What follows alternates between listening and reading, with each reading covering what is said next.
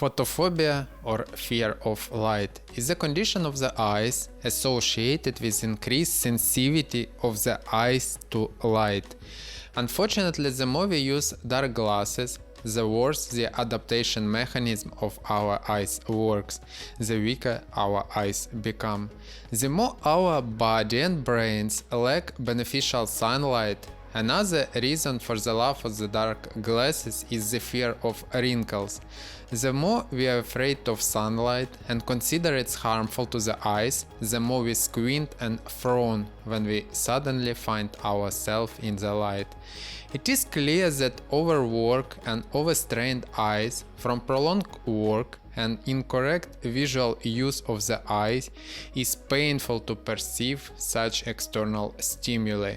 By the way, if you want to improve your eyesight naturally, remove spectacles and get rid of myopia, astigmatism or hyperopia, check out my step-by-step proven course EYESIGHT Academy.